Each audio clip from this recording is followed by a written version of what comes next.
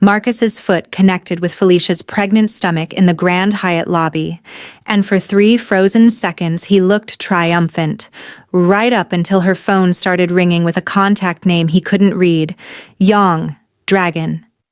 She accepted the call with trembling fingers, and her husband's voice cut through the line like a scalpel. "Did someone touch you?" Marcus finally noticed the men in black suits, the security cameras, the fact that this wasn't the broken woman from Detroit anymore. This was the wife of Korea's underground king, and he'd just signed his own death warrant. The motorcade was 8 minutes out, and Marcus had no idea he'd kicked the wrong woman. Before we dive in, subscribe now, because what happens next gets darker, and you'll want to see how this family protects their empire. Comment where you're watching from, and let's begin. Felicia woke to the smell of sandalwood and copper, Do-Yun's cologne mixed with someone else's blood. He sat beside her hospital bed in a rust-stained white shirt, refusing to look at her, his knuckles white on the armrests. "How long?" Her voice cracked. 6 hours. His eyes stayed fixed on the window. "The baby's alive." "Stressed," the doctor said. 17 times he used that word. Her hand found her belly. A flutter answered. "Alive. Fighting. Surviving." "Someone helped Marcus find you," Do-Yun said, his voice dropping to something lethal.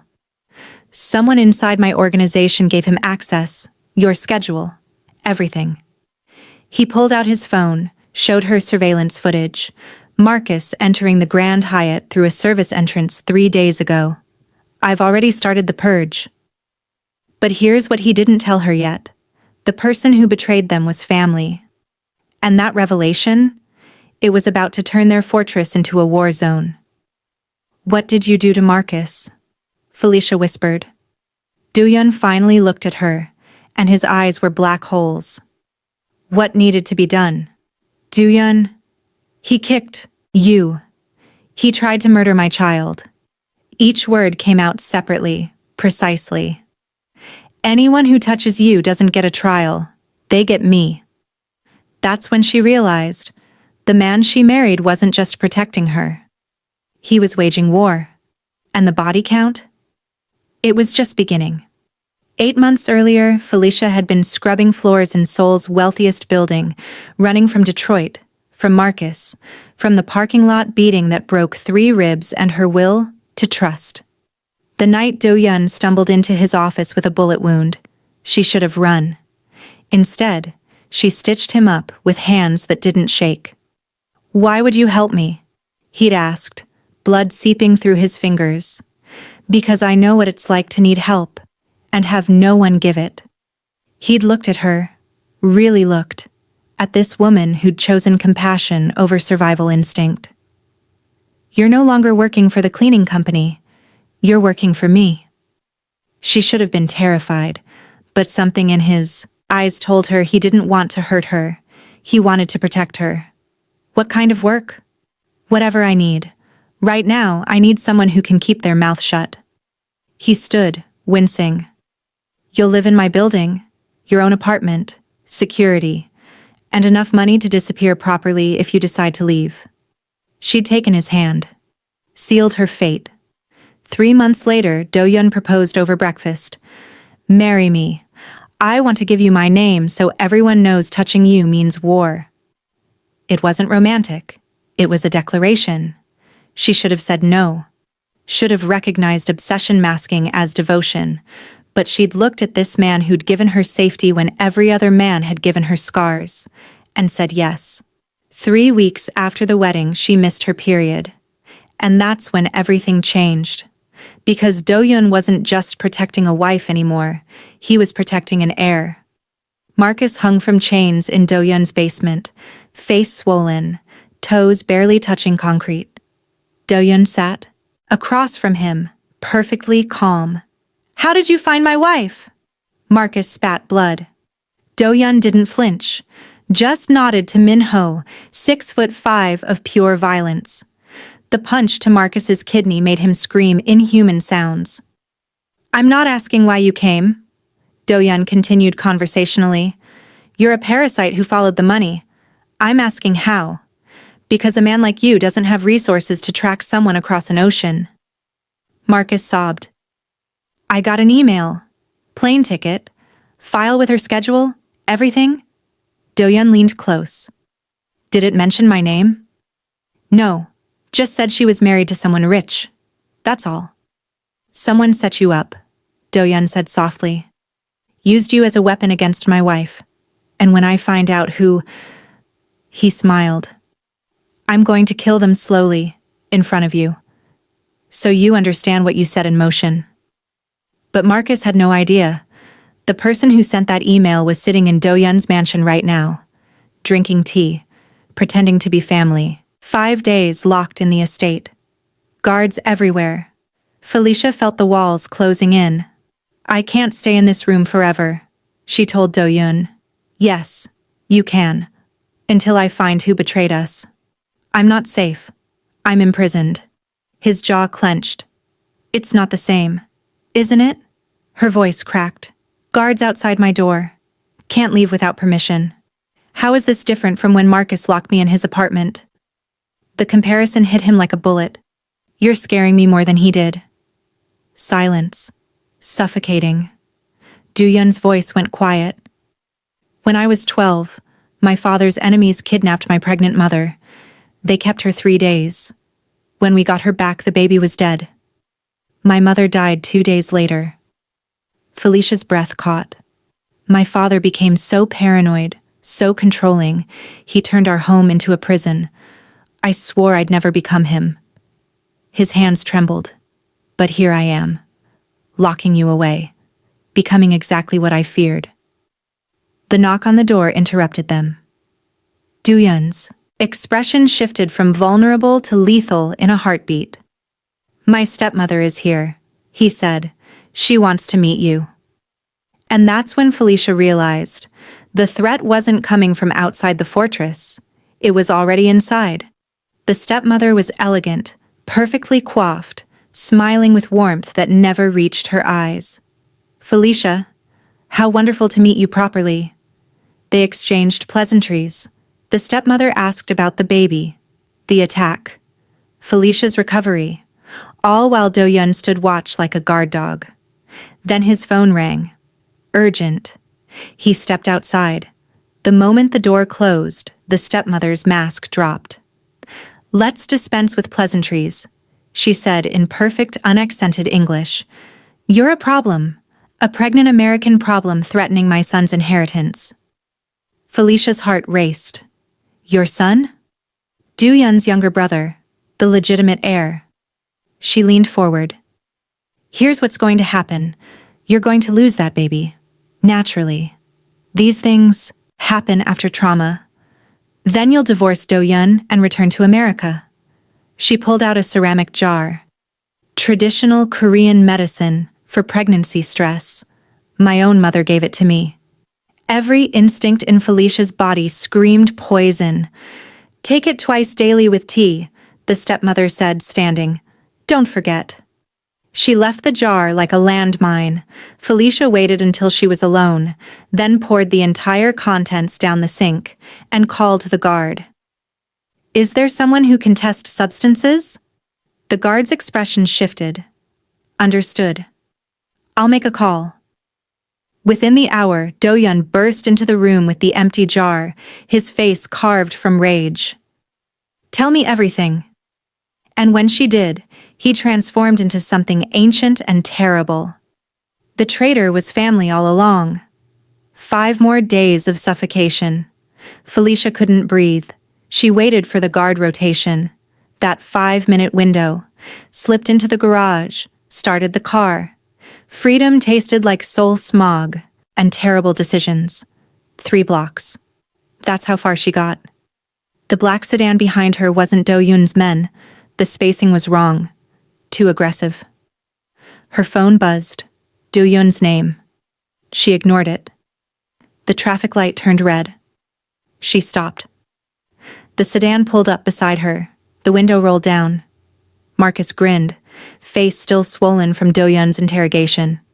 Miss me, baby? The driver was already moving. Felicia hit the gas, running the red light.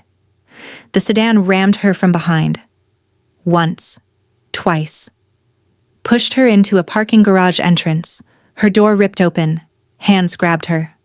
Thought your boyfriend's money could make me disappear? Marcus hissed, dragging her toward a van. She fought. Bit his hand. He backhanded her. Stars exploding in her vision. The baby, please.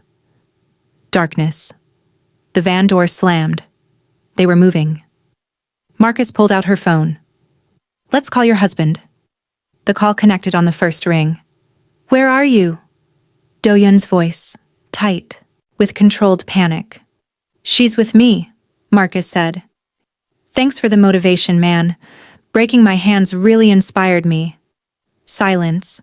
The kind before a bomb detonates. If you hurt her, I will make what I did in the basement look like mercy.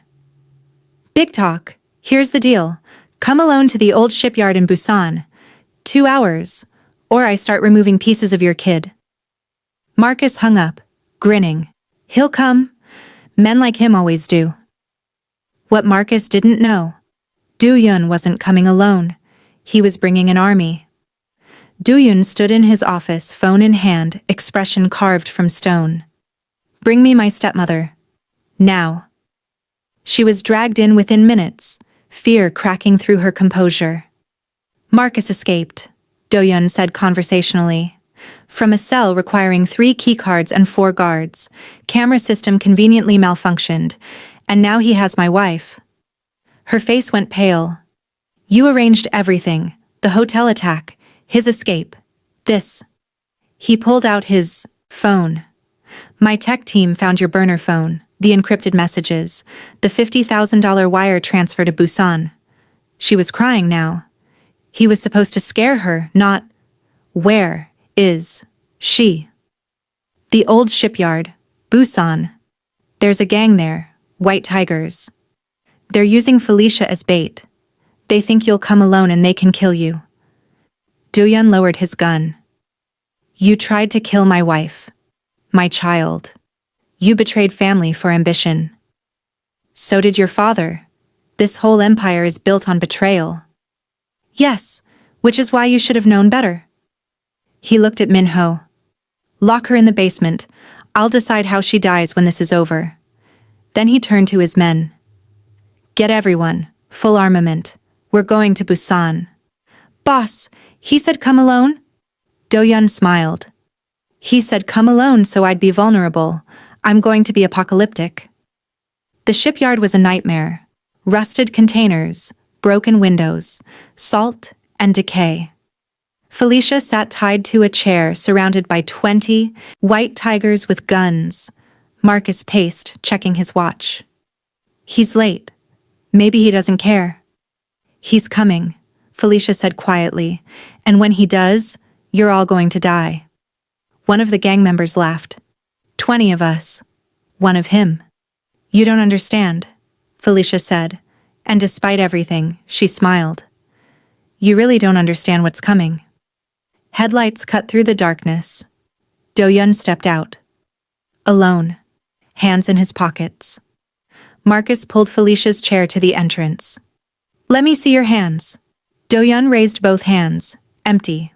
Walk forward, slowly. Do-Yun walked. 20 steps. 30. Stopped at the threshold. Let her go. This is between us. Nah. Marcus grinned. This is between me and everyone. The white tigers surrounded Do-Yun, 20 guns pointed at one man. Do-Yun looked around, looked at Marcus, looked at Felicia, and then he laughed. What's so funny? You said come alone, I came alone, but you didn't ask if I came unprepared. Raised his voice slightly. Lights out. Every light exploded.